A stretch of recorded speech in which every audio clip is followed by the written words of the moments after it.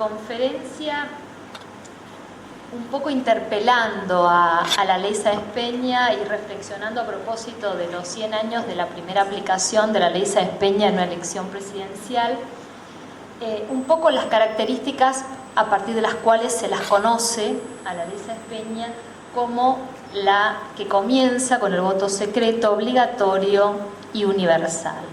Universal está precisamente entre signos de preguntas, porque la idea de interpelar un hecho histórico a 100 años de su aplicación es un poco también una excusa para debatir el presente. Y en ese sentido es que buscamos o pretendo recorrer la caracterización de la ley Sáenz Peña, la próxima,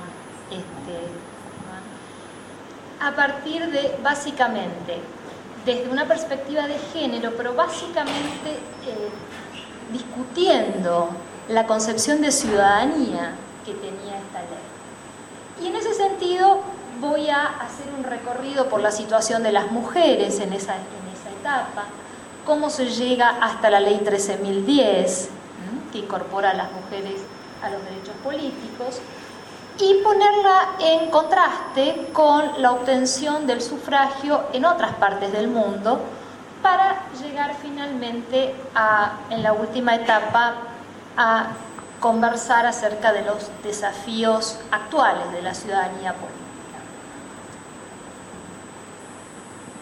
Bueno, he usado aquí para la presentación la clásica clasificación de Gino Germani acerca de la evolución de la democracia en la Argentina a partir de la amplitud del derecho al sufragio. Si bien es una clasificación un tanto discutida, sirve para comenzar esta discusión. Y ciertamente la ley Sáenz Peña inaugura un proceso de ampliación democrática en la Argentina, que luego se va a ir profundizando a lo largo del siglo XX, pasándose de una democracia restringida en las primeras décadas luego de alcanzada la organización institucional en 1853, a una ampliación de la democracia a partir de la sanción de la ley Sáenz Peña. Esta ampliación de la democracia se da por dos razones. Primero, porque inaugura una etapa de elecciones competitivas en la Argentina, que no es una cuestión menor. Lamentablemente, esta etapa de elecciones competitivas va a tener 6 interrupciones durante el siglo XX a través de los distintos golpes militares. Y eso va a transformar al presidente Irigoyen en el primer presidente con una legitimidad de origen en la democracia argentina. La segunda razón por la cual hablamos de que esta ley amplía la democracia argentina tiene que ver justamente con las características de la ley. Si bien hemos visto en los que han venido a la reunión pasada algunas especificaciones del doctor de Privitello acerca de cómo se ha llegado a las distintas características de la ley y del voto secreto, del voto obligatorio y del voto universal, la conjunción de estas características es lo que hace la ley Sáenz Peña un hito a partir del cual permitiría ampliar las características de nuestra democracia. Además, un dato interesante de lo que significó la ley Sáenz Peña es justamente la participación de las minorías, reemplazándose la lista completa por el sistema de lista incompleta. Y un dato que es bastante desconocido en general en la literatura es que esa lista incompleta de la ley Sáenz Peña era una lista cerrada y desbloqueada, que esto implicaba una participación interesante del elector a la hora de modificar el lugar de los integrantes de las listas. Esta es una cuestión interesante que después ha sido erradicada de la democracia argentina, solamente quedando en algunos distritos provinciales, entre ellos en Tierra del Fuego, pero bastante reciente, luego de haber sido transformada en provincia en la década del 90. Ahora bien, cuando los países alcanzan lo que se llama el voto universal, pasan a una instancia que se denomina democracia de masas. Sin embargo, la ley Sáenz Peña no conduce a la Argentina hacia una democracia de masas. ¿Y por qué es esto? Y un poco el núcleo de mi exposición se va a basar en esto. Porque la idea de universalidad abarcaba exclusivamente al colectivo masculino. El colectivo completo de mujeres estaba excluido de esta idea de universalidad. También es cierto que tampoco abarcaba a los extranjeros, y los extranjeros eran el 30% de la población argentina en ese momento, y en algunos distritos como la capital federal eran el 60%. Tampoco abarcaba a los ciudadanos de los territorios nacionales, ni de los municipios pequeños. Y también hay que decirlo, para los analfabetos el voto no era obligatorio. Entonces tenía una serie de restricciones, pero la universalidad de hecho implicaba la exclusión del colectivo completo de mujeres. Recién se llegaría a una democracia de masas, como bien presenta el cuadro, cuando en 1947 se sancione la ley 13.010, que incluye los derechos políticos femeninos. Bien, con esa foto de las elecciones de 1916, en la que se aplicó la ley Sáenz Peña, un poco la idea es discutir justamente, ahí hay solamente varones votando, y la idea es discutir qué noción de ciudadanía está presente, va permeando esa ley, quiénes tienen derecho a ser sujetos de ciudadanía, por qué se habla de ciudadanía universal con tanta seguridad y sin siquiera considerar que se está excluyendo a la mitad de la población, y por qué es posible decirse, autodenominarse una ciudadanía universal cuando se está excluyendo a propósito a parte de esa población. Y en función de eso, reflexionar acerca de la situación de las mujeres en el siglo XX y fines del siglo XIX, principios del siglo XX, y cómo se van produciendo y reproduciendo los estereotipos de género que van configurando el rol hegemónico de lo que debe ser el varón y de lo que debe ser la mujer, y de cómo deben ser las relaciones entre ellos. Entonces comenzamos por la reflexión acerca de cuál es la noción de ciudadanía que está presente en el momento mismo de conformación o de sanción de esta ley. Y para esto nos tenemos que retrotraer un poco más atrás en la historia, en el momento mismo en que nacen las democracias modernas, ¿no? Las democracias modernas que nacen con posterioridad a la Revolución Francesa, precisamente nacen de un modelo de ciudadano que no es ni neutro ni asexuado. Por el contrario, cuando hablamos de ciudadanía, se hace referencia exclusivamente al varón blanco, burgués y propietario. Esos varones, en un pacto interpares, crean la sociedad política y que nace de este modo masculina, bajo sus reglas y exclusivamente abarcando a los varones. El problema es que las democracias modernas, también la Argentina, ese contrato social que crea el Estado y que crea los derechos políticos, tiene un contrato previo que una politóloga australiana lo ha denominado el contrato sexual. Es decir, el contrato social descansa en un contrato previo que es el contrato sexual. Ese contrato sexual es el que establece el derecho político de los varones sobre las mujeres. Y es ese pacto, a la vez que crea la libertad de los varones para pactar, para acordar la comunidad política, establece la sujeción de las mujeres y establece un orden de acceso de los varones a los cuerpos de las mujeres. Esto se da a través de dos instituciones. Una es el matrimonio, a partir del cual los varones se apropian individualmente de una mujer. Y la otra es la prostitución, a partir de la cual los varones se apropian colectivamente de algunas mujeres. Entonces, este contrato sexual, que es previo, por el cual los varones se reparten previamente, sujetan al colectivo completo de mujeres a a sus reglas, va a permear toda la sociedad moderna como una sociedad patriarcal. Y de este modo, la diferencia sexual se va a construir como diferencia política y va a establecer una división de espacios entre los sexos. Esa división de espacios va a dejar a los varones en el espacio público y a las mujeres en el espacio privado. Y se van a asignar una serie de funciones de una división sexual del trabajo que va a tener que ver, que va a asociar a las mujeres a una función natural asociada a la sensibilidad, a la intuición, que va a centrarse en las tareas de cuidado, en las tareas del hogar y en las tareas de la reproducción, y se va a reservar a los varones la provisión del bienestar material de la familia y el control exclusivo del espacio público y de todas las funciones productivas.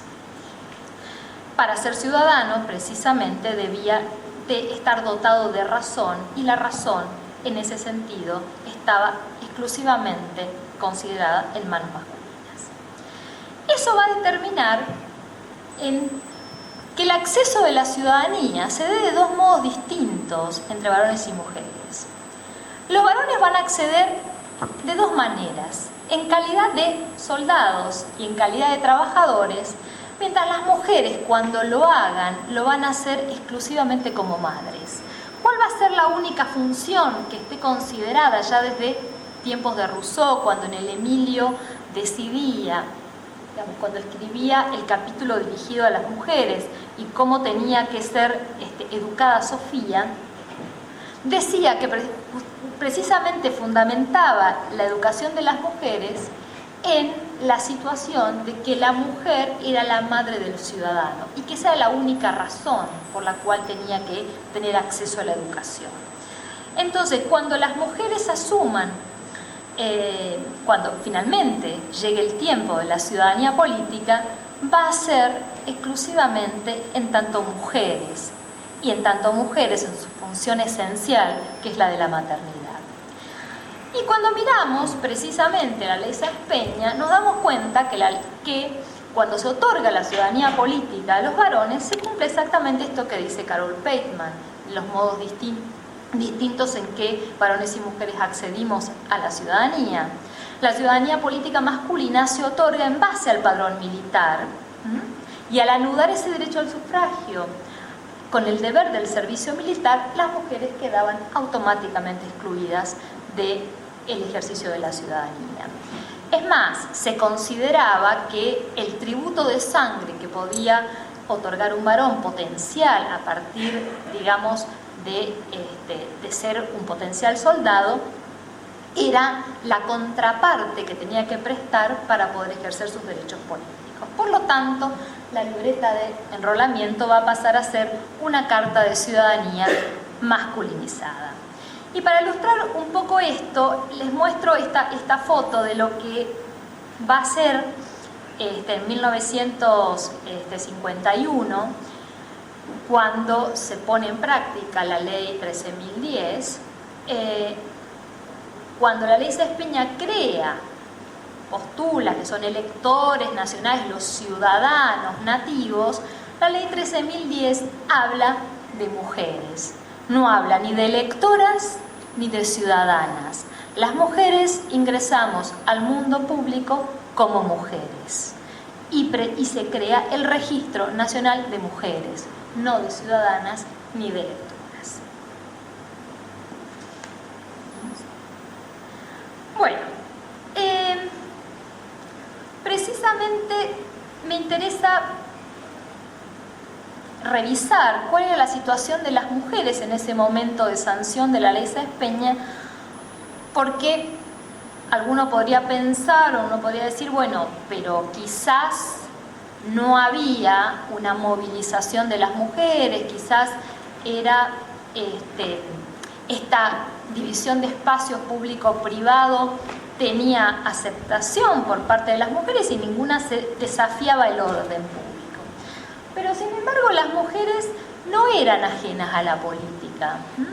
Desde, como bien señala Dora Barrancos, una importante historiadora argentina que en su libro sobre los 5 siglos de participación de las mujeres desde la época de la conquista hasta el siglo XXI, recupera las historias de las mujeres en todo este periodo y básicamente las mujeres participaban de movimientos, de partidos políticos, de sindicatos, participaban de periódicos, de revistas donde discutían temas que les resultaban interesantes, donde ponían en cuestión el lugar de las mujeres.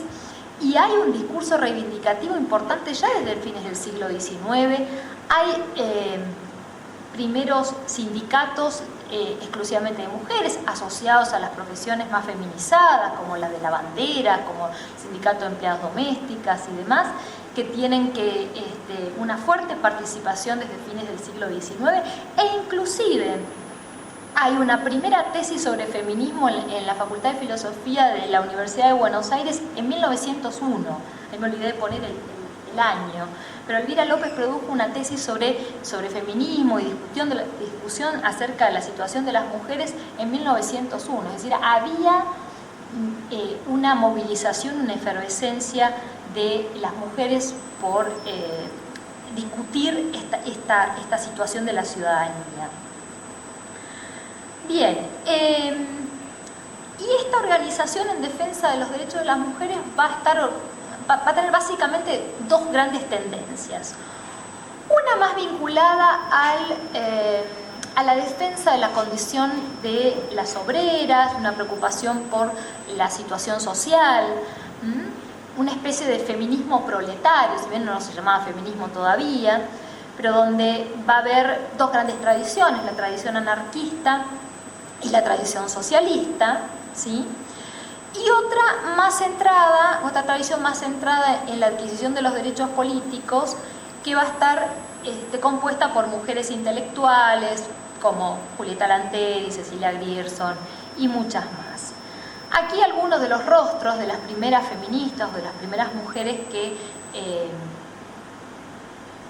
estuvieron discutiendo las cuestiones de ciudadanía femenina desde fines del siglo XIX y principios del siglo XX, y particularmente en toda esta etapa en la que se va a discutir la ley Sáenz Peña. Ahí están en la fila de arriba Julieta Lanteri, que fue una importante feminista, que crea inclusive en los años 20 el Partido Feminista Nacional. Está Alicia Moró de Justo al lado de ella y Fenia Cherkov, que fueron 2 socialistas importantes. Abajo está Cecilia Grierson, la primera mujer en graduarse en una universidad de la América Latina, graduada de médica después de una serie de intentos frustrados y con un montón de obstáculos que tuvo que vencer para poder llegar a la universidad. Está Elvira Rawson de Delepiane, radical, las primeras mujeres radicales involucradas en la lucha por el sufragio femenino. Y abajo Virginia Volten y Juana Raucobuela, anarquistas, y ahí hay un poco el lema de las anarquistas de principios del siglo XX, que era ni Dios, ni patrón, ni marido, precisamente pidiendo que la democracia se dé en la casa, en la fábrica y en la calle, ¿no? En todos los ámbitos, una participación completa y una equiparación de los sexos. Bien, allá cuando se estaban enviando los proyectos de ley al Parlamento para discutir estas 3 leyes que van a desembocar en la ley Sáenz Peña, como la conocemos hoy, en Argentina, en ocasión del centenario, en 1910, se organiza el primer Congreso Femenino. Y ese primer Congreso Femenino, de las que participan muchas de las que les mostré las fotos recién y muchas otras, no solamente solamente se pide el derecho al voto, que tenía que ver con buena parte de la demanda de esas mujeres, sino también muchas cuestiones que todavía siguen en las agendas femeninas.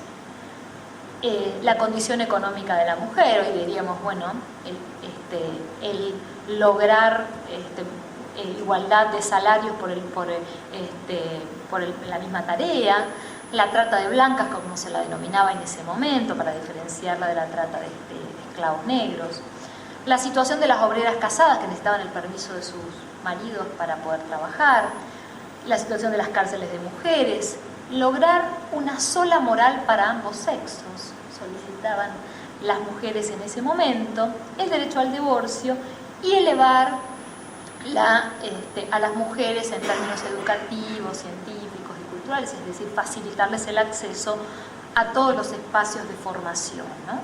Además, obviamente, el derecho al voto, pero había una serie de movilización de las mujeres por un conjunto de derechos. Bueno, a partir se sanciona la ley Sáenz Peña, obviamente excluyendo a las mujeres, pero a partir de entonces empieza toda una etapa de movilización que va a abarcar todas las décadas del 20 y la década del 30, con varios proyectos que se presentan al Congreso. En 1919 lo presenta el primer diputado del Congreso, Rogelio Araya, de la provincia de Santa Fe. Después en la provincia de Santa Fe también en 1921 se va a reconocer el derecho de las mujeres a votar en las elecciones municipales. Luego la reforma constitucional del 27 en San Juan va a habilitar el voto de las mujeres en las elecciones provinciales de 1928. Ahí se va a elegir a la primera mujer parlamentaria, Emma Aracosta. Y ahí tenemos algunas imágenes de lo que fue el voto femenino en San Juan en 1928. Pero además de los proyectos presentados por parte de distintos diputados radicales y socialistas fundamentalmente, lo que va a ser bien interesante durante toda esta etapa es la acción directa de las mujeres. Las mujeres van a seguir organizadas y van a ir probando distintas estrategias para obtener los derechos del sufragio, y van a hacer, por ejemplo, simulacros electorales.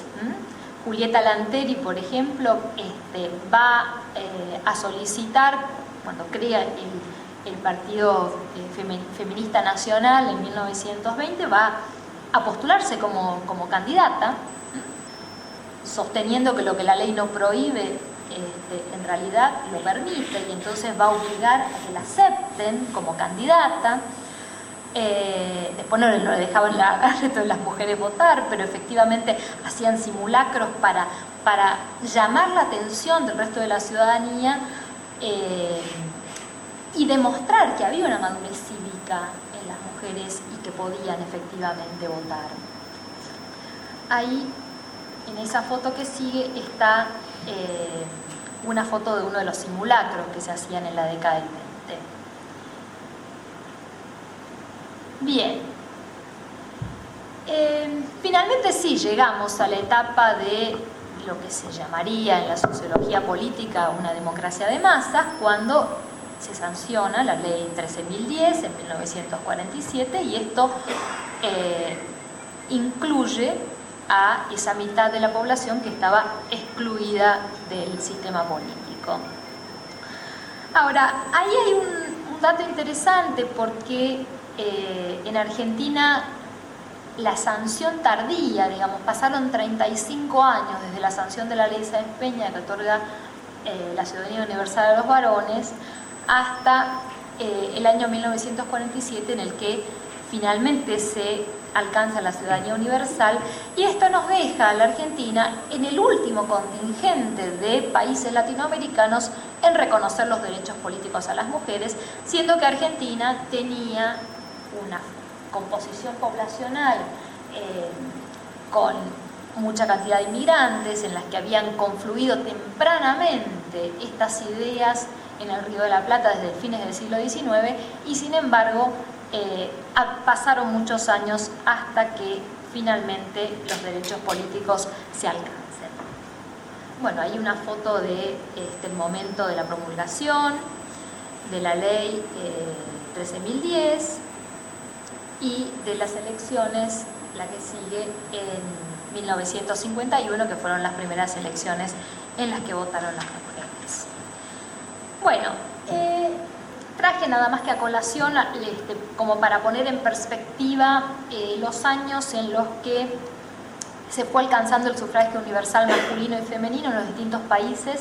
En primera instancia están los países de la OCDE, y de estos países, que la lista sigue en la filmina que sigue, me interesa remarcar dos cosas. Por un lado, Estados Unidos, que es el primero que está remarcado ahí, en el que ha tenido el movimiento sufragista muy activo, que ha movilizado muchísima cantidad de mujeres.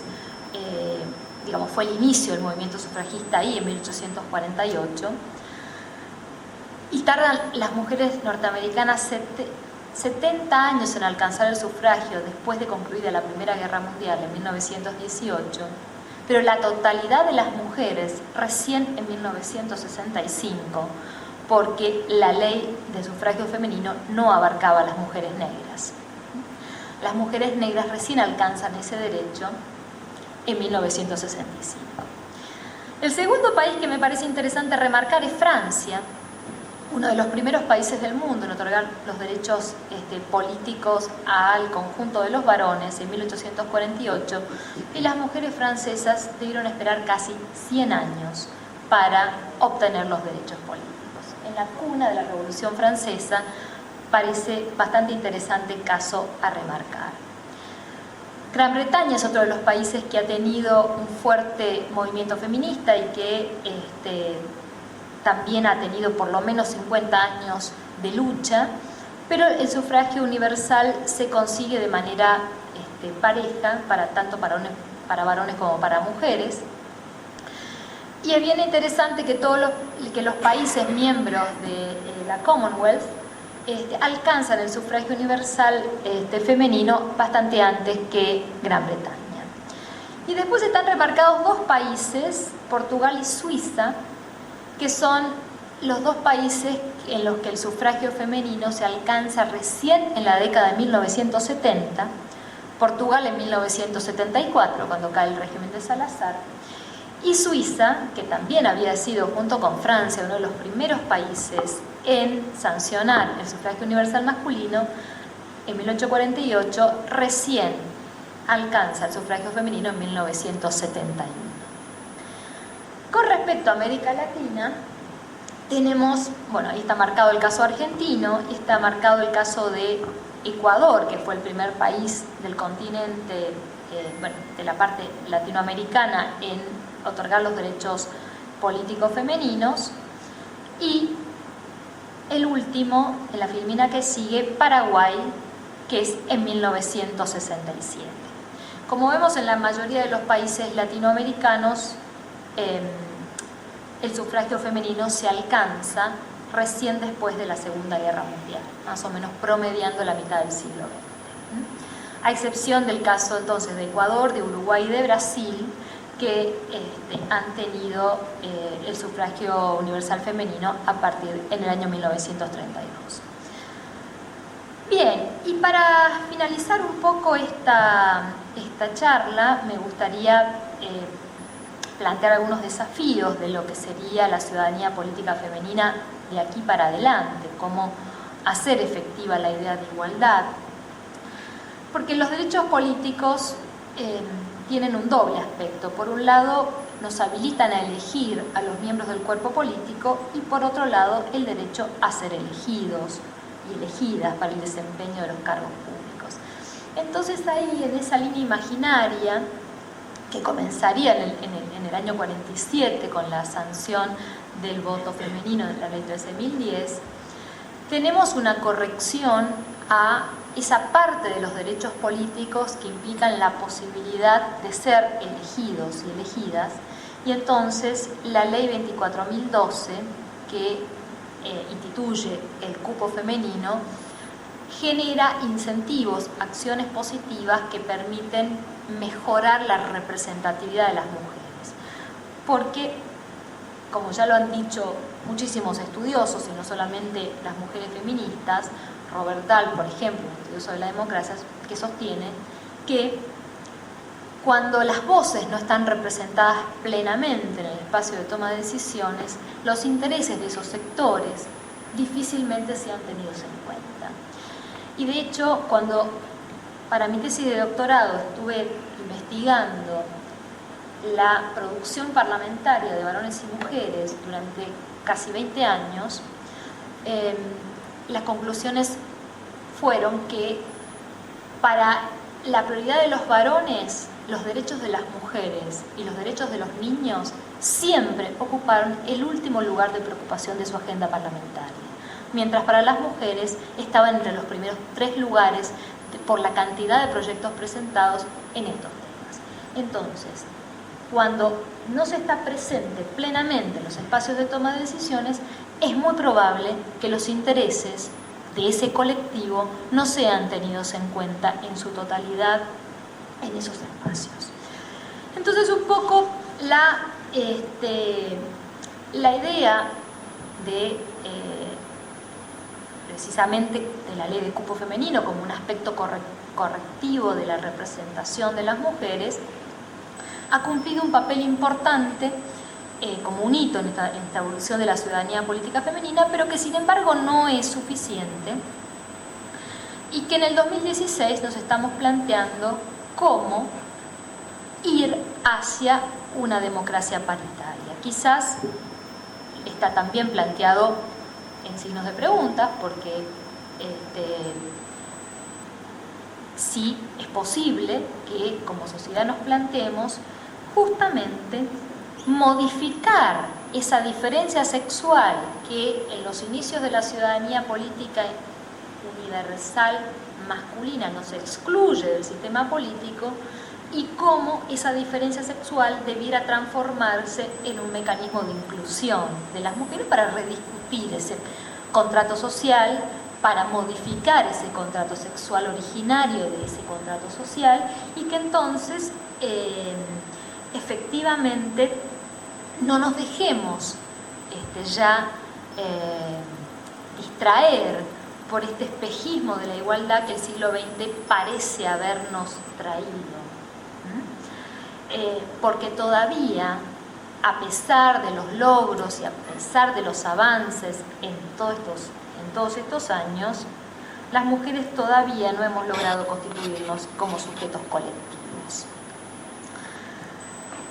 De manera que, como reflexión final, me gustaría sostener con ustedes que este recorrido de la ciudadanía política femenina es todavía un camino por seguir recorriéndolo, y que la democracia no va a ser completa mientras la posición genérica la interrumpa. En algún otro momento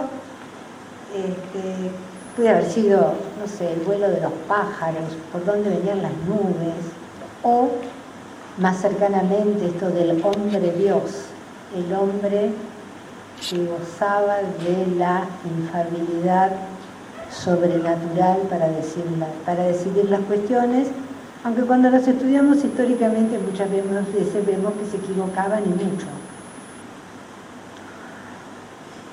Actualmente eso parece estar puesto en la agregación de voluntades expresadas mediante un voto en un día, en un acto casi ritual como es el comicio. Confiamos que aquel que tenga más de esos votos va a ser el que mejor va a decidir por todos. Lo cual desde el punto de vista racional no sé si es muy sostenible. Tenemos muchos ejemplos en la historia donde creencias mayoritarias resultaron ser falsas, como que, no sé, el sol giraba alrededor de la tierra. Pero lo cierto es que creemos en eso, y que eso nos permite vivir en comunidad, y no es poco.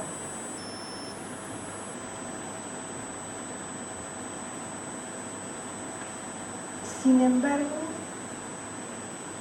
esta creencia, en la Argentina ha tenido una fuerza desde sus orígenes, desde nuestros primeros gobiernos patrios, como la primera junta que fue electiva, se repite a lo largo de toda nuestra historia institucional, independientemente de la calidad de ese sufragio, independientemente de la calidad de ese proceso comercial.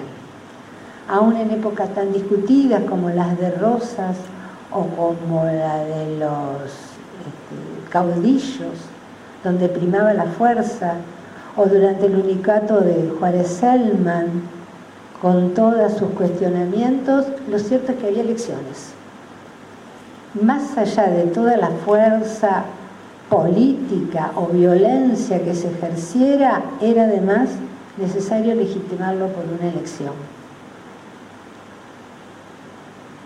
En el mundo también, de un tiempo a esta parte, se ha confiado y se sigue confiando en esto.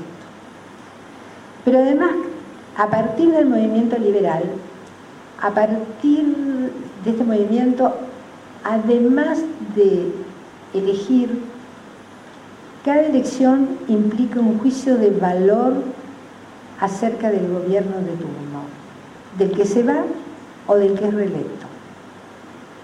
Cada elección, quienes están en el poder se someten a un juicio mayoritario respecto a la calidad de su gestión.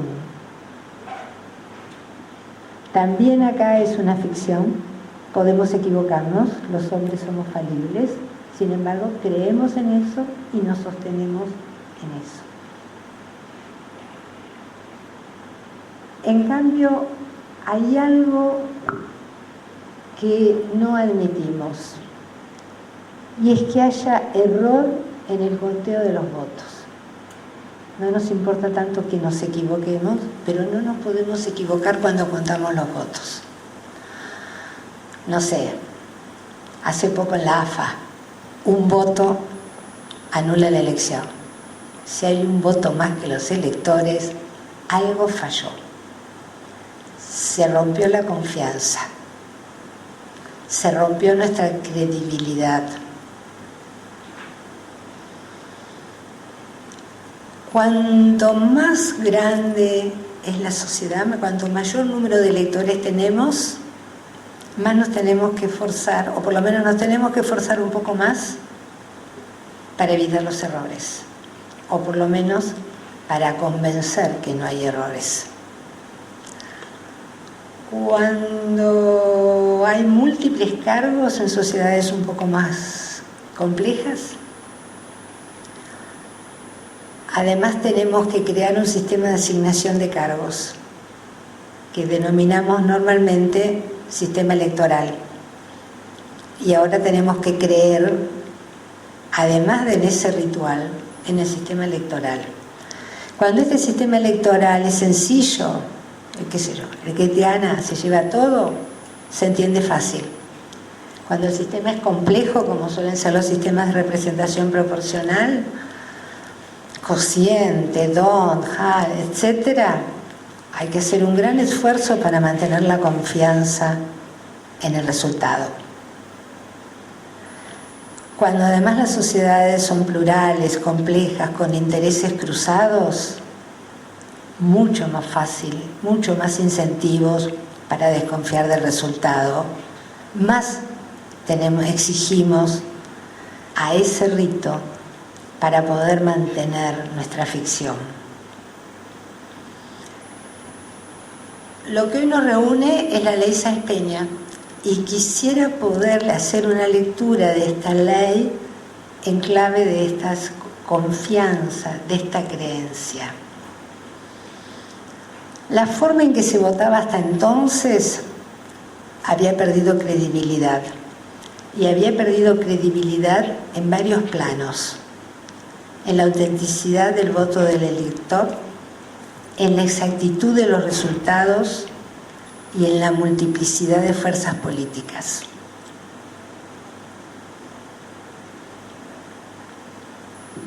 Y estas leyes, productos de acuerdos políticos, van a intentar solucionar estos temas. Respecto a la autenticidad del voto del elector, lo que va a proponer son garantías al secreto como una forma de promover la independencia del voto.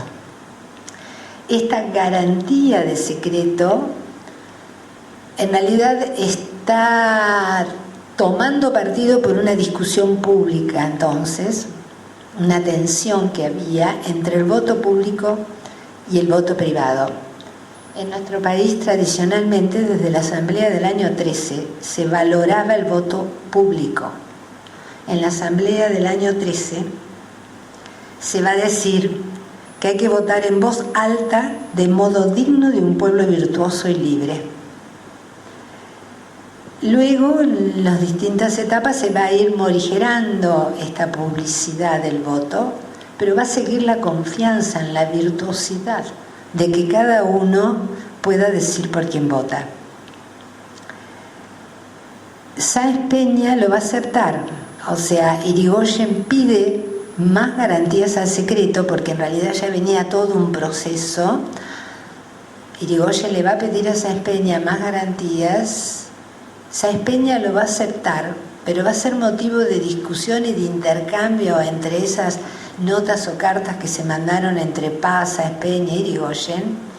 Y finalmente lo que van a firmar dice: convinieron que el voto público era inherente a la condición de virtual dignidad ciudadana, pero el secreto era una medida apropiada e indispensable para iniciar la verdadera puridad, en resguardo de los ciudadanos que por circunstancias de predominios no pudieran ejercer con verdadera independencia esos derechos.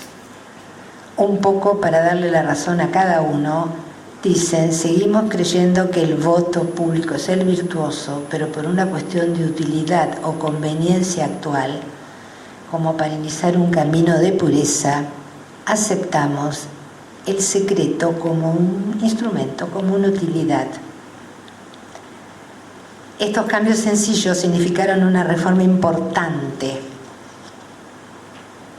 Para ver la magnitud de este cambio, les traje una cita de un canciller argentino, ministro de Relaciones Exteriores, profesor de Derecho Constitucional de la Universidad de Buenos Aires en aquel entonces, que decía: si la democracia no es un sistema irracional de gobierno, se debe al talento, la fortuna, la ilustración, el apellido.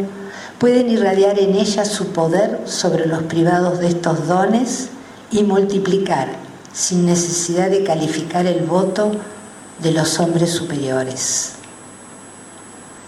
Si mi peón hubiera tenido la misma acción que yo para resolver los problemas económicos, internacionales o políticos del país, habríamos estado viviendo bajo un régimen absurdo. No ha sido así porque yo he dirigido a mi peón. Pero el voto secreto lo independiza. Más aún, lo convierte en mi enemigo porque le permite ejecutar en la sombra, sin que yo lo sepa, el rencor oculto que acaso me guarda por mi superioridad en la vida. Y lo malo es que a menudo no tenemos un solo peón, sino varios. Con esto lo que trato de ejemplificar qué es lo que estaba en juego. Era toda una revolución social y cultural la que había detrás de todas estas garantías al secreto del voto. Me recuerda una frase de Alberdi, para que vean que esto viene todo a lo largo de nuestra historia. Vimos Asamblea del 13, 1912, vuelvo para atrás a Alberdi, 1853 en las bases.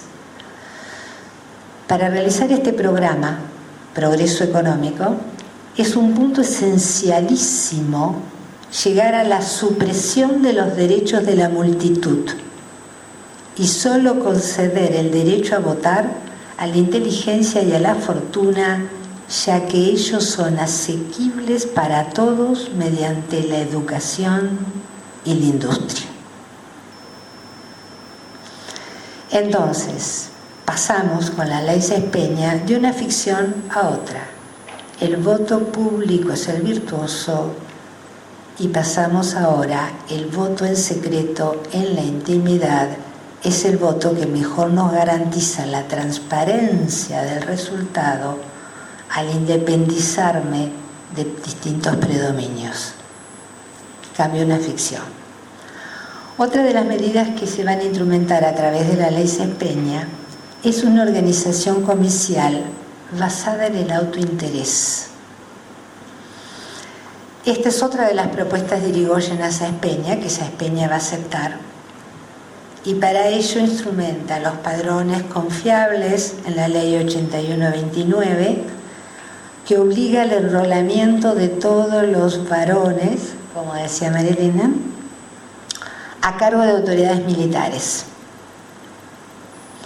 Va a poner el comicio bajo la autoridad de los jueces, en la ley 8130, y va a crear los comisionados de los padrones, los comisionados civiles de los padrones. Los civiles, como una carga pública, van a controlar la pureza del padrón. Y por último, no es por último, hay algo más. Y una mesa de votación en donde van a competir autointeresadamente los candidatos o representantes de los candidatos, como van a ser los fiscales, arbitrados por una autoridad imparcial que es el presidente de mesa. Creen que va a ser el autointerés de cada uno el que mejor va a defender su voto o impedir el fraude del otro. Y otra de las medidas que se toman es que las boletas van a ser aportadas por los propios candidatos. No se confía en que el Estado aporte las boletas. Se supone que el Estado puede llegar a incidir en el resultado si es el que aporta las boletas. Cada uno, nadie mejor que el propio candidato para defender su voto, llevando el instrumento de votación.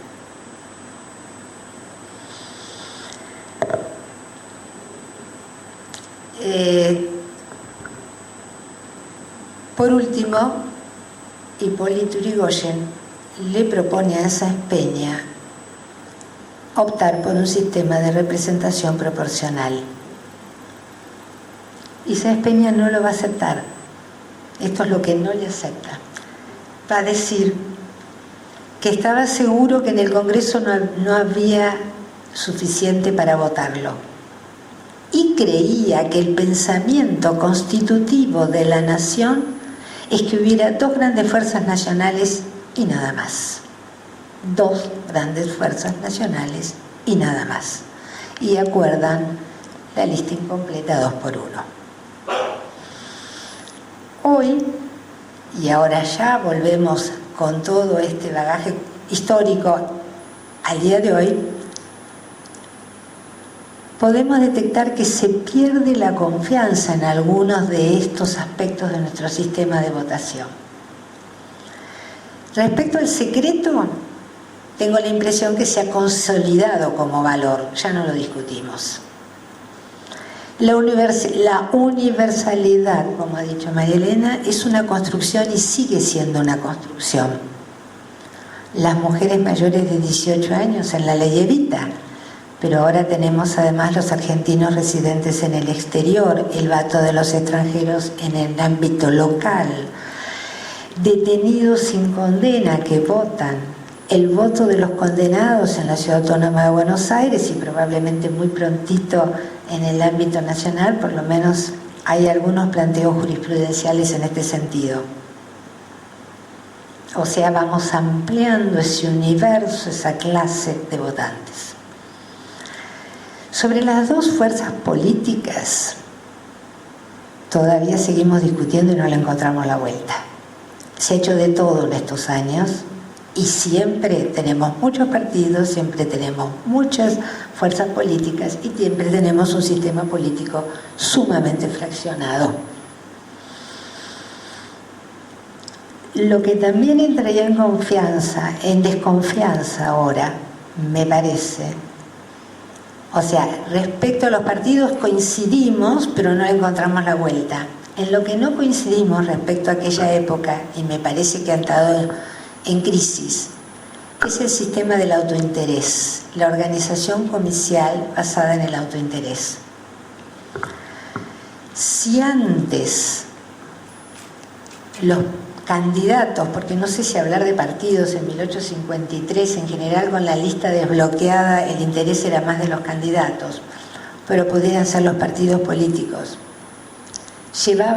aportaban las boletas como una garantía de su participación. Hoy esto nos hace pensar que quien cuenta con recursos o quien cuenta con la estructura del Estado tiene más posibilidades, o quien cuenta con una organización territorial cuentan con más posibilidades, cuentan con más ventajas. Esta competencia no es entre iguales, es una competencia donde algunos actores tienen ventajas comparativas. Lo mismo respecto a los fiscales, que es el otro aspecto del autointerés, o sea,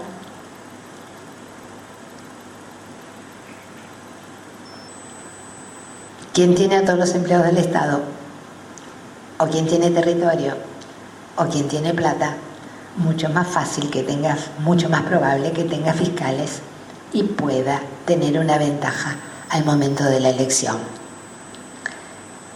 Y acá es donde aparece la pregunta, otro interrogante, y es ¿cómo solucionamos?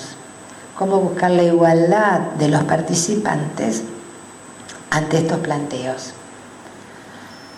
Bueno, podría haber todo un desarrollo teórico, ¿no?, hacia las discusiones del mercado, la igualdad en el mercado, pero básicamente lo que ha aparecido en los últimos tiempos como respuesta a este interrogante, a esta crisis en la confianza, es el sistema de boleta única aportada por el Estado. Cualquiera fuera el sistema, si antes que la aportara el Estado nos daba desconfianza, que hoy la aporte el Estado nos despierta confianza. Hemos cambiado una de las ficciones. Esta boleta única puede ser tanto en papel como una sola boleta enorme en nuestro país, que está todo tan fraccionado. Puede ser una boleta única a papel por categoría, como ocurre en alguna provincia argentina, o puede ser la boleta única con tecnología electrónica, que son los nuevos sistemas de votación. Estos sistemas no son uniformes, hay muchos. Hay sistemas que se basan en votar en una máquina, en donde es una máquina parecida, no sé, a un cajero automático, a un teléfono donde voy con el dedito, con teclas, pongo la oferta, queda guardada en la máquina después me da la suma de los votos. Hay otros sistemas donde se mantiene la boleta, pero esta boleta es leída electrónicamente, ya sea con código de barra, ya sea con código, ¿cómo es? Con chip, no, pero el otro, el nuevo ese de los dibujitos, QR, etcétera. Alguno de estos sistemas permite una lectura rápida de la boleta. También se combina a veces con algún método electrónico para grabar la boleta. Y tenemos el sistema que más se ha conocido acá en Ciudad de Buenos Aires, porque se aplicó en la última elección, se aplica también en Salta y se ha aplicado en otros lugares chicos, que es un sistema que combina la confección electrónica de la boleta con la lectura luego electrónica de la boleta.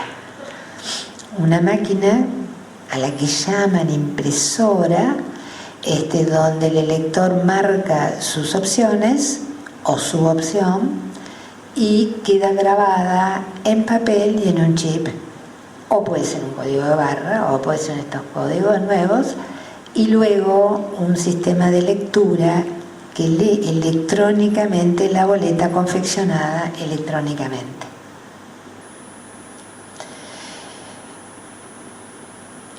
estos sistemas tienen cuestiones a favor, tienen cuestiones en contra.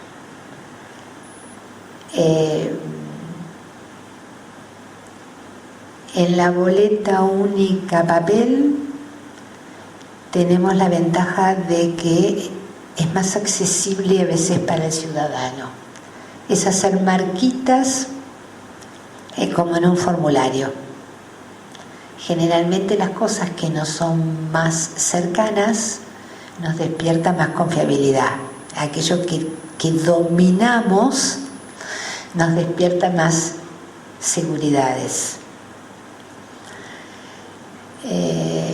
En la práctica también tiene sus inconvenientes. Por ejemplo, suele ser muy difícil el conteo, y esto del conteo es uno de los puntos básicos para la confianza, que no haya errores al momento de contar. Al ser un único papel con muchas cruces, a veces no es tan sencillo en ofertas tan complejas como tenemos en la Argentina contar los votos. Los sistemas de voto electrónico también son discutidos. El sistema en donde la máquina registra todo es más rápido, es bastante parecido a lo que puede ser un cajero, pero nos falta, en general aparece en el elector, cuando se hacen estos estudios, algo así como que le falta eso de que yo quiero ver que voté. Como que necesito llevarme algo o tener en algo en la mano que me dé certeza de lo que voté, ¿no? Si yo voy a un cajero automático me quiero llevar el ticket de lo que hice. No me alcanza con que la pantalla me dice que la operación fue efectuada. Hay también algunos problemas de seguridad, sobre todo cuando el padrón está incluido en la máquina. Ha habido algunos cuestionamientos, que puede haber cruces, etc. Y después tenemos el sistema que trata de, por un lado, hacer la boleta electrónica. Esto sí, con una maquinita que voy, grabo, me llevo el papelito que dice escrito lo que voté, pero que además tiene un código de barra o tiene un chip que después es fácil con un lector leerlo rápido. Y que se supone que se equivocan menos que las personas cuando votamos. Lo importante es en cuál confiemos. Esto va a ser una decisión que vamos a tomar respecto a ventajas y desventajas de cada uno de estos sistemas. Y aquí lo asocio con el nombre de la muestra. La muestra habla de la elección de la República. Toda elección de alguna manera implica un cambio. En este caso estamos cambiando una ficción. Estamos cambiando lo que creemos. Todo cambio lleva necesariamente un costo.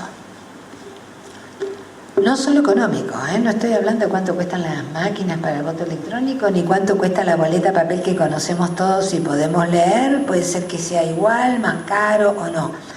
Estoy hablando de un costo individual, de un costo político, de un costo social, de un costo cultural. Todo cambio genera resistencia, todo cambio exige un tiempo para adaptarnos y confiar en él.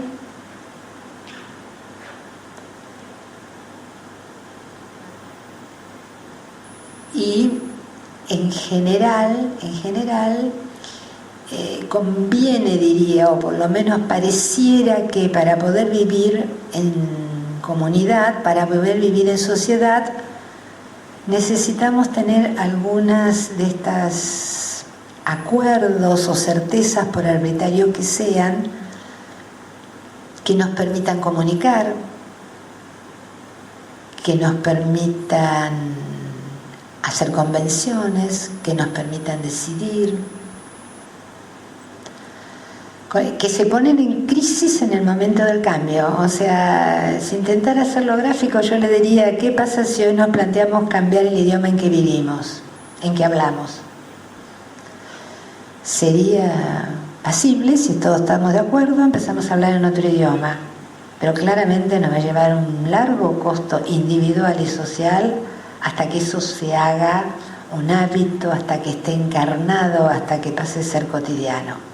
Esto mismo cuando cambiamos una ficción o cuando cambiamos un sistema de votación. Ahora, también es cierto que los cambios son necesarios, no se puede seguir siguiendo con un sistema en el cual se le ha perdido confianza, como es esta boleta a papel que se roba, que se lleva, que el que no tiene plata no la puede tener y tiene que votar por otro.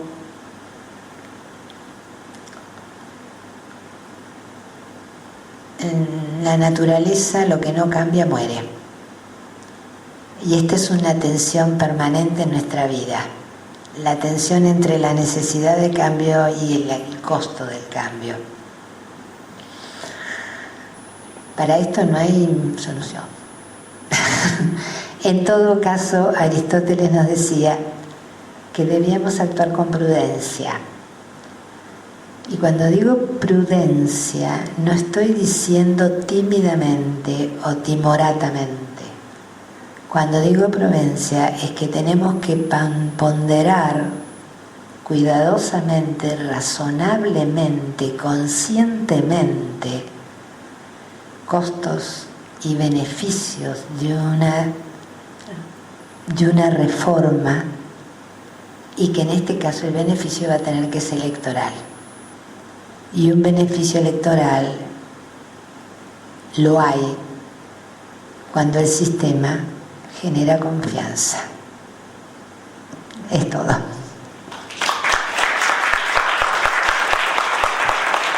Una cuestión es con respecto, sí, a la cuestión del cambio, ¿no? Pero manteniendo la ficción de la importancia del acto electoral y del respeto, no del respeto, sino a condiciones culturales. Yo creo que hay consenso para el cambio hacia la boleta electrónica. ¿Por qué? Porque están dadas las condiciones para hacerlo y hay una aceptación, y creo que hay un consenso social muy fuerte acerca de eso. Quizás para el voto electrónico no, porque se rompe la ficción. Esto quiero ver si podemos compartir. ¿Por qué rompemos la ficción? Yo creo que rompemos la ficción porque ahí pierde el control la ciudadanía, en manos de sectores ajenos al proceso ciudadano. O sea, al no haber un presidente de mesa, al no haber fiscales que controlen esto, porque queda directamente en la cuestión electoral, en el hecho de haber emitido el sufragio, perdemos parte de esta ficción que también es de origen filosófico. Coincido con vos intuitivamente, no he hecho ninguna encuesta, pero me parece que el comprobante papel nos despierta más confianza que una electrónica que no nos dé nada. Creo que esto es cultural y que a veces no nos interrogamos sobre algunas cosas. Por ejemplo, todo nuestro procedimiento de escrutinio provisorio es tecnológico. No tenemos ningún comprobante de él, no tenemos ningún acceso a los códigos ni al software. En realidad están en la ley. Esta es la única elección en que Indra lo tuvo que dar, porque se insistió muchísimo y luego de larguísimas peleas, ya tengo un testigo de la pelea, logramos que nos dieran el acceso al software para el escrutinio definitivo, para el escrutinio provisorio, y sin embargo confiamos en los resultados. O sea, es puramente, no sabemos nada. Nos dicen, dio esto, y confiamos en que dio eso.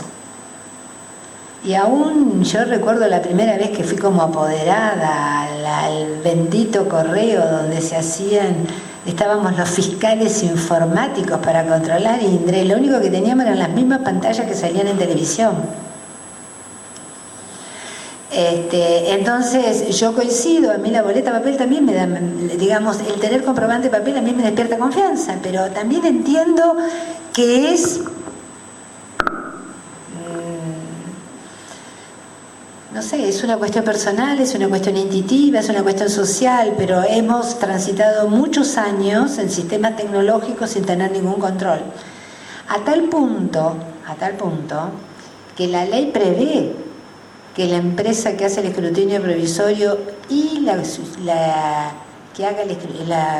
justicia cuando hace el escrutinio definitivo tenga que darle a los partidos políticos el software con el que realiza la acumulación de votos. Nunca había convencido a un partido político para que lo pidiera. Cada vez que un partido político me concretó para llevar la parte técnica de una elección, me contrató para llevar la parte técnica de una elección, yo les insistía, piden el software. ¿Para qué van a hacer un centro de cómputo si no tienen el código fuente con que lo está haciendo Indra? Son dos mundos no comparables. Nunca lo había conseguido hasta esta última. Esta última encontré un experto en tecnología que me escuchó y lo empezamos a pedir y no conseguimos el de la justicia. Quiero ser honesta, el sistema de la justicia es tan elemental, por lo menos en provincia de Buenos Aires donde me tocó a mí, que es algo así como una calculadora donde uno va poniendo 24 más 5 más 4 más 3 más 2, o sea que no era muy difícil tener una calculadora igual. Pero teníamos algunos problemas con la agregación de mesas. Con esto, ¿qué es lo que te quiero decir? Te quiero decir que, bueno, es una cuestión de confianza. Por otro lado, vos dijiste que el voto electrónico suprime la autoridad de mesa y los fiscales, y no es tan así. En todos los sistemas se mantiene la autoridad de mesa, que es la que guía al elector, la que le va a dar la posibilidad, va a manejar el sistema de la mesa, que tiene a veces las claves, etcétera, para desarrollar todo el comicio, y se mantienen los fiscales. Los fiscales controlan y tienen que controlar más aún que con la boleta papel. Tal vez distintas cosas, y vamos a necesitar fiscales que tengan más formación, no digo electrónica, pero por lo menos conocer cómo manejar una pantalla táctil o cómo leer un certificado que emita una computadora. Pero sí, son necesarios los fiscales, siguen siendo necesarios, menos costos, tal vez más parejo, pero no desaparecen. Sí, claro, en realidad la ciencia política es de las ciencias sociales la que más tardíamente ha tenido,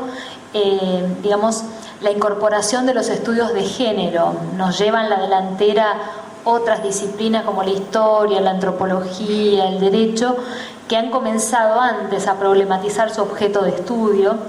Y bien que traigas a colación lo del Congreso Internacional de Ciencia Política del 91, en el que justamente Carol Pateman asume la presidencia de la IPSA, de la Asociación Mundial de Ciencia Política.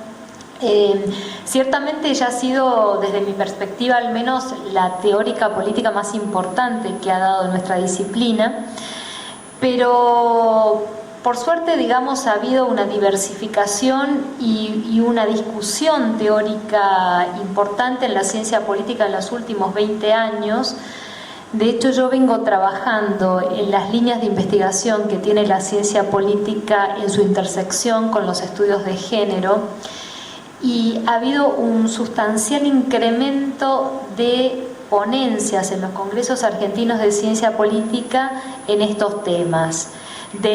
Justamente el primero, que fue en el año 93, el primer congreso argentino que organizó la Sociedad Argentina de Análisis Político, la SAP, al último, en el que desde hace por lo menos 3 congresos existe un área específica de género que me ha tocado a mí coordinarla junto a Nelly Argenti, que es una de las principales investigadoras argentinas en los temas de instituciones políticas y género, y que hemos ya entregado 2 veces el premio a la mejor ponencia en género y ciencia política, y hay una diversificación interesante de temas, digamos, no solamente aparecen temas de representación política como el que nos convoca hoy, digamos, la cuestión de la ley Cespeña, digamos, la cuestión de la ciudadanía femenina, de la ley de cupos, la paridad y demás, sino que empieza a problematizarse otras áreas, empieza a interrogarse acerca, digamos, del cuerpo como un territorio político, y digamos, y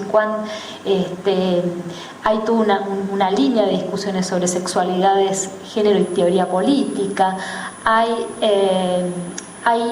también debates internos en cuanto a distintas posiciones feministas, desde el feminismo de la igualdad, el feminismo de la diferencia, distintos posicionamientos de acuerdo a cómo concebir el poder.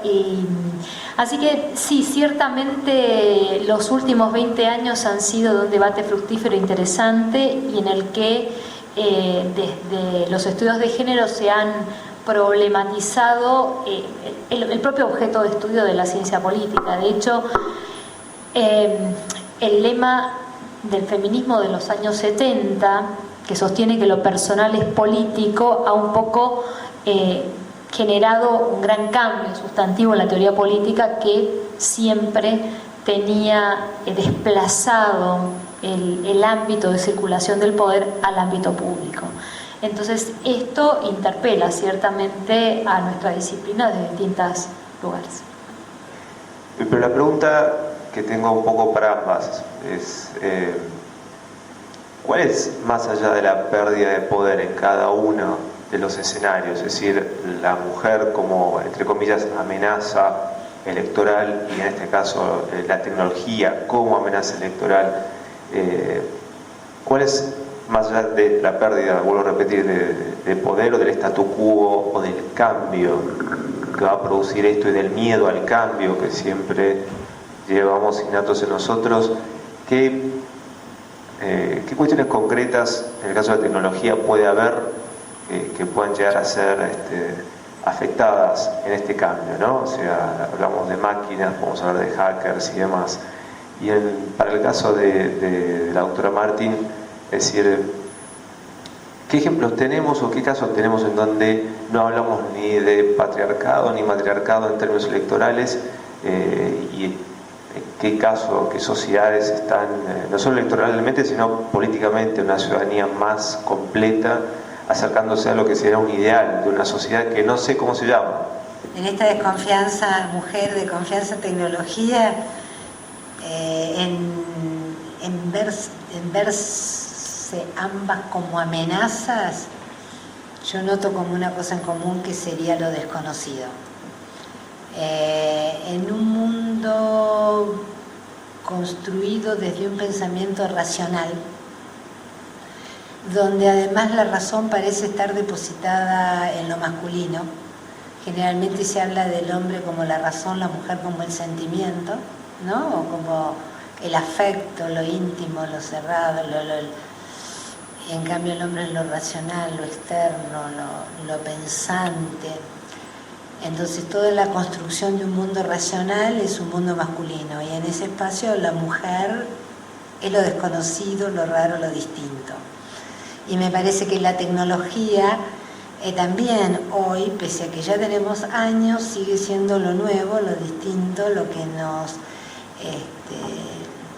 nos confunde. Ojo, les cuento, el lunes en mi casa, mi nieto, que tiene 2 años, no habla, agarró el celular de la madre y llamó a su otra abuela, y le hablaba con gorgoteo, con ruido. Yo no sé cómo hizo, porque yo cada vez que quiero hablar con alguien me equivoco, me salta la llamada, me aparece el chat, bueno, todo un montón de lío. Él no sabe hablar, pero ya sabe llamar por teléfono. Entonces, probablemente para él la tecnología electrónica en la elección va a ser la cosa más natural del mundo y no le va a generar desconfianza, y a nosotros sí, porque no es lo conocido. ¿Está? si objetivamente hay engañas, pichangas, no hay nada perfecto. La boleta papel tiene la suya, la boleta tecnológica aprenderemos las suyas y tendremos que solucionarlas. No es, yo creo que cuando me trato de poner fría con los papeles y evaluar, no le veo tantos problemas.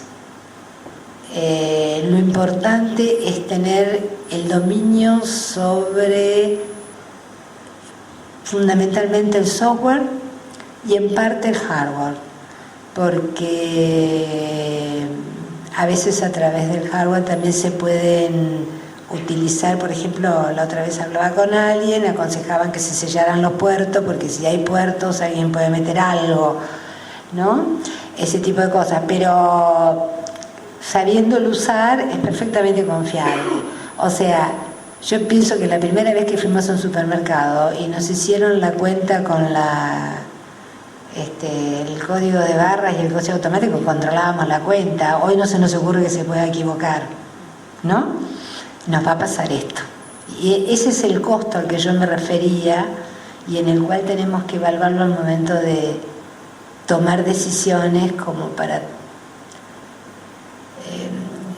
evitar un quiebre, ¿no? Evitar un problema social basado en algo que puede ser irracional, pero que es lo que nos sostiene. A ver, si nosotros analizamos en perspectiva el mundo, vemos que en el mundo las mujeres solamente tenemos acceso al 1% de la propiedad mundial, al 10% de la renta mundial, y realizamos las 2/3 partes del trabajo del mundo entre el trabajo productivo y el trabajo reproductivo, es decir, el trabajo remunerado fuera del hogar y el trabajo dentro del hogar. Entonces, si analizamos esos números globales que abarcan a toda la Tierra, tendría que responderte que en realidad no hay ninguna sociedad en el mundo en el que haya igualdad, ninguna. Sí hay lugares donde hay mayores aproximaciones a esa idea de igualdad, un lugar donde la diferencia sexual no tenga relevancia política, no existe. Pero los países nórdicos son quizás los países más igualitarios de la Tierra en todo el ejercicio de derechos políticos, civiles y sociales que, han accedido a una serie de beneficios y de goce igualitario de derechos o con mayor igualdad que en otros lugares, los países escandinavos, algunos países de la Commonwealth, ¿no? Que pertenecientes a la comunidad mancomunada de naciones, como pueden ser Australia y Canadá. Canadá, sobre todo, en este último tiempo, con la presencia del primer ministro Trudeau, que ha inaugurado no solamente un gabinete paritario, sino un gabinete diverso en el que participan todos los distintos sectores sociales por los que está compuesto ese país, y inaugurando una experiencia nueva, ¿no? También en el mundo, en el que aparezcan las minorías raciales, que aparezcan en paridad las mujeres, que aparezcan distintos sectores que no tenían voz en el espacio público. Eso sigue siendo una deuda pendiente de la mayoría de las democracias del mundo. Si nosotros analizamos, por ejemplo, las leyes y los proyectos de ley en nuestro Parlamento, uno de los temas en los que yo me especializo, veremos que hay sectores de la sociedad que no van a tener jamás, y por lo menos por el momento no lo tienen, discusión en el ámbito parlamentario. Los pueblos originarios, por ejemplo. No hay legisladores de pueblos originarios y, de hecho, no está instalado en el debate público ningún tema que tenga que ver con ellos. De vez en cuando aparece alguna cuestión de posesión de las tierras, pero una discusión más de fondo que represente efectivamente los intereses de estos sectores no aparece. Entonces, así como, no ha aparecido, como a las mujeres nos ha costado 10 siglos más que a los varones entrar a la universidad. Nos ha costado varios años más y muchos años de lucha para acceder a los derechos políticos. A Cecilia Grierson, para acceder a la universidad, le hicieron rendir 5 niveles de latín, que no era una materia obligatoria en la carrera de medicina, y que sin embargo, como no sabían qué obstáculo ponerle, la hicieron rendir 5 niveles de latín que tuvo que ir a estudiar, y los aprobó a los 5. Y no solamente se graduó con honores de la Universidad de Buenos Aires, sino que fue elegida hace pocos años por la Organización Panamericana de la Salud como entre los 20 mejores científicos del continente americano, y la única mujer entre ese contingente de 20 científicos de toda América en el siglo. Entonces, digamos, me parece que el proceso continúa, que la lucha, digamos, por una igualdad efectiva continúa. Por eso dejaba un poco planteada ese desafío del final, de lo que significa la ciudadanía política. La ampliación de esa ciudadanía sigue siendo un desafío pendiente. Hay espejismo de igualdad que aparece, y pareciera que cuando alcanzamos leyes está todo dicho y ya no hay más nada que hacer, pero el tramo entre los derechos formales y el ejercicio efectivo de los derechos sigue siendo un desafío pendiente de nuestras democracias, y no solamente en los derechos políticos. Los derechos sociales, los derechos culturales, los derechos económicos siguen teniendo un largo camino por recorrer. ¿Qué tal? Muchas gracias por las exposiciones. Le quería preguntar a mi ex profesora de Derecho Constitucional, la doctora Girotti, materia la cual afortunadamente aprobé, así que no tengo nada que redimir. Le quería preguntar, ya que cuando tuve que rendir la materia no estaba aplicada la reforma política. No aplicada la reforma política, no se sabía si finalmente se iba a dar el sistema de boleta única electrónica, ya que solo estaba aprobado en la Ciudad de Buenos Aires. Así que le quería preguntar exactamente cuáles son los riesgos, a diferencia del otro sistema electrónico que no está implementado, con la opinión mía, afortunadamente, porque los veo con mucho rechazo, pero le quería preguntar cuál es la diferencia entre los riesgos de cada uno. Bueno, te aclaro, no está tampoco a nivel nacional aún la reforma. Sí se implementó en Ciudad en la última elección. Tenemos algunas experiencias en Salta, varias, ya 3-4 elecciones en Salta, y tenemos algunas experiencias en algunos municipios. A nivel nacional se está tratando de construir esta reforma, con lo cual no te puedo decir cuál va a ser el sistema, no se sabe. Lo que sí podría decirte es que hay 2 grandes sistemas y un sistema que se lo considera intermedio, que es el que se usó en Cava. Ventajas y desventajas. El sistema de urna electrónica o sistema LED es el sistema que todo se hace en una misma máquina, en un mismo aparato. El aparato tiene el padrón, la persona se identifica ya sea biométricamente o por algún otro sistema con la máquina, marca la opción en la máquina, el voto queda guardado en la máquina y al finalizar el comicio la máquina te da el resultado. Este sistema es el que se utilizó en Brasil. En el caso brasilero, porque tenemos por un lado la boleta, por otro lado el voto, por otro lado la transmisión. En el caso brasilero, todo lo que sería, boleta y voto está en un solo acto, o sea, uno marca en la máquina y la máquina guarda esa información. La transmisión de datos, en cambio, puede ser tanto vía internet como en algunos casos llevando un disquete a un determinado centro de cómputos que va a ser la sumatoria. En este sentido no cambia mucho nuestro sistema de telegrama, nuestro papel escrito por el presidente de mesa, acá es lo que da la computadora y tiene sus riesgos también. Uno no sabe qué puede pasar en el camino con el disquete, el pendrive o lo que fuere que lleva la información. no es que vaya a pasar, pero uno piensa que puede pasar. La ventaja que tiene es que es sencillo, que te da el resultado muy rápido, que está todo concentrado, está todo supervisado por el Poder Judicial. Ha habido algunas objeciones en Brasil respecto a esto de que el padrón está también cargado en la computadora y que podría llegar a cruzarse los datos de padrón con el voto y que alguien pudiera tener acceso a el voto de alguna o de todas las personas.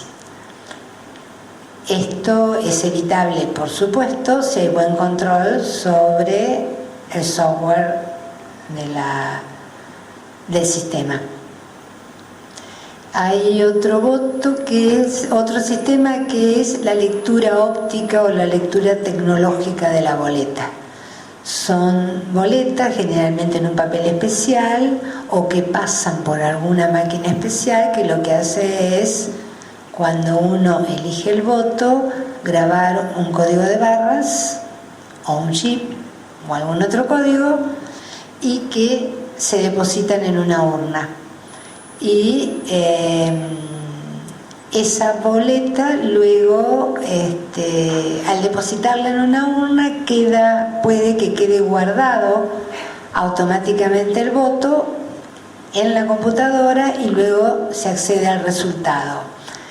Este sistema se lo utilizó en Venezuela, también generó controversias, ¿no?, respecto si afectaba o no afectaba el secreto del voto.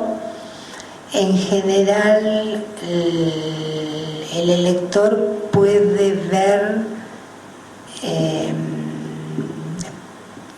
lo que vota, pero digamos, queda como encriptado, queda en un código que no es de tan fácil lectura, digamos, ¿no? O sea, un código de barras, generalmente es el más común. Y después está el sistema que se aplicó en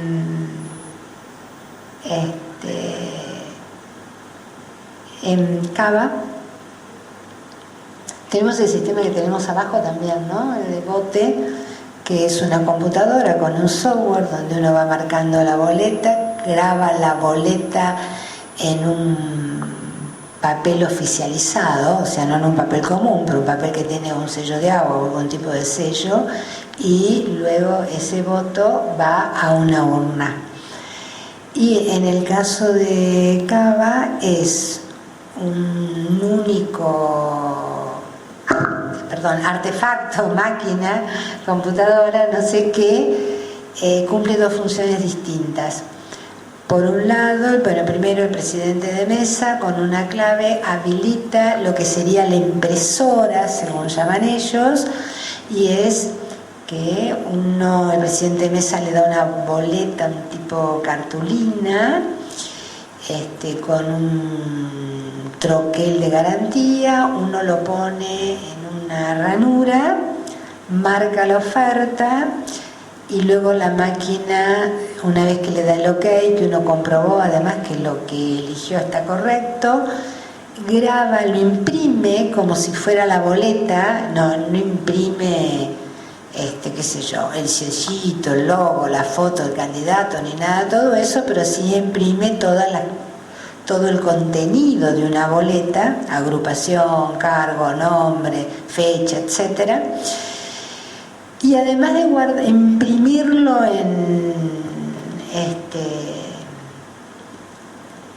de manera clásica, también lo guarda en un chip. El elector va con esa boleta donde puede estar viendo qué es lo que puso y lo guarda y lo pone en una urna. El voto es en el momento en que se introduce la boleta en la urna. Cerrado el comicio, entonces se clausura esa función de la máquina, con otra clave se habilita la función de lectura. Y entonces el presidente de mesa, en presencia de los fiscales, va pasando cada una de las boletas, que se hace muy rápido, En el caso de Cava, en algunos casos los presidentes leían el resultado en voz alta, la pasaban y leían el resultado y la pasaban, leían y pasaban, cosa que se hacía muy rápido.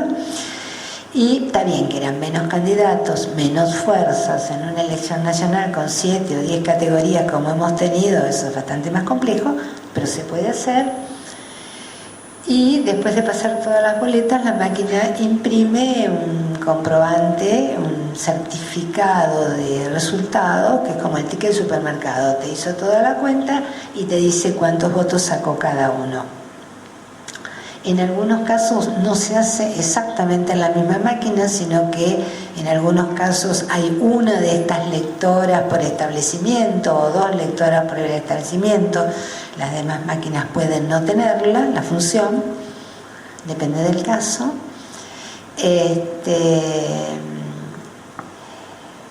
Riesgos.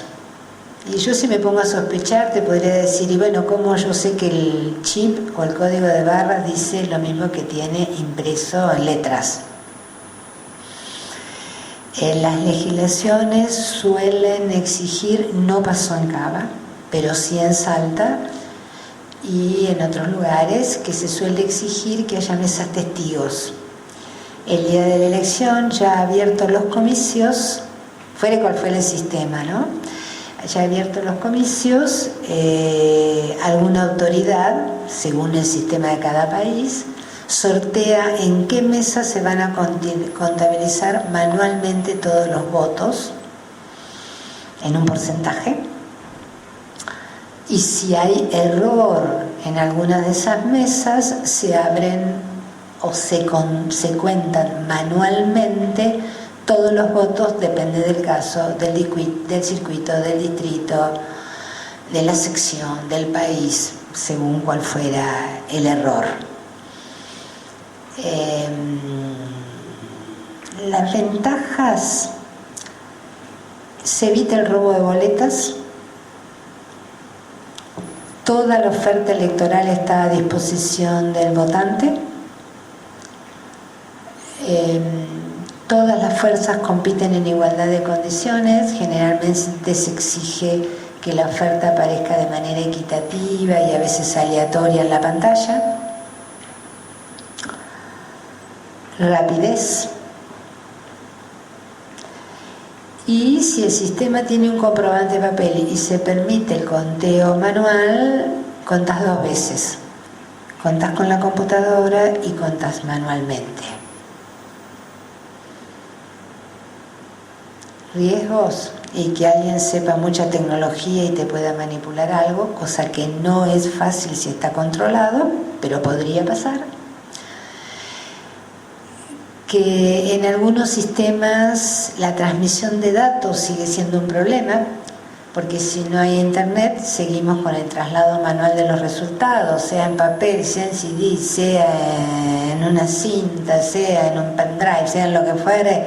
Tenés que llevar de un lugar a otro los resultados, y uno siempre puede imaginarse que un CD puede ir en un bolsillo y de que después del otro salga del otro bolsillo, por ejemplo, ¿no? Alguien me preguntaba las trampitas.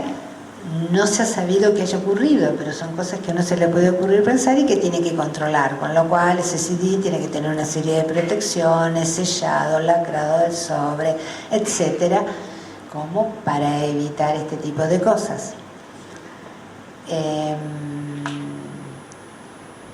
Electricidad. Generalmente estas computadoras exigen algún sistema de energía, algunas tienen baterías que le permiten autonomía durante todo el comicio, algunas, pero hay que garantizarse que lo tengan. Generalmente una computadora común no lo tiene, que son las más económicas.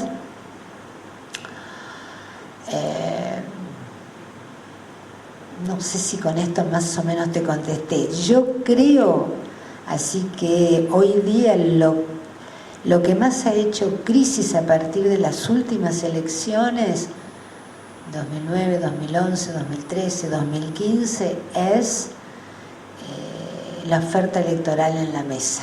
El robo de boletas, la desaparición de boletas, el voto cadena, la aparición de boletas falsas, Esto ha sido puesto en crisis en las últimas elecciones. Hay quien te dice que no es significativo para el resultado y hay otros que dicen que te robaron la elección.